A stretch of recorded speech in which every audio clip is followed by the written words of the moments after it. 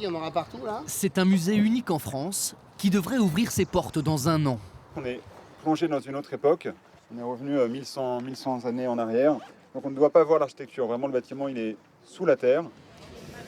Dans ce bâtiment de 2000 mètres carrés seront bientôt construits des salles d'exposition, des espaces pédagogiques et même une boutique consacrée à l'histoire des Vikings. Un projet à plus de 10 millions d'euros qui sera la nouvelle porte d'entrée du parc Ornavik, dédié à la culture de ce peuple qui a donné naissance à la Normandie. Ça fait 25 ans que j'ai ce projet dans la tête. En 2009, on a créé l'association pour lancer le projet. On avait 1 euro en poche. Je ne voulais pas de subvention pendant 6 ans et je voulais démontrer que les Normands seraient toujours conquérants 1000 ans après. C'est ça l'aventure.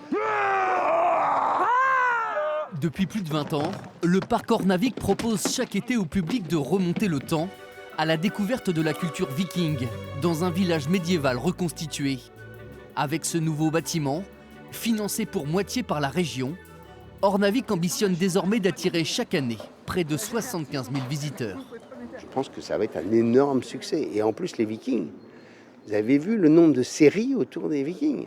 Donc, il n'y a aucune raison que ça ne soit pas un lieu, à la fois qui soit le lieu des Canets et des Normands qui se disent tiens, ce week-end, qu'est-ce que je fais? Tiens, je vais aller voir le parc Viking. Et puis qu'ensuite, on puisse s'adresser aux Anglo-Saxons, aux Belges, aux Américains. Le nouveau musée du parc Ornavik devrait ouvrir ses portes en mars 2027.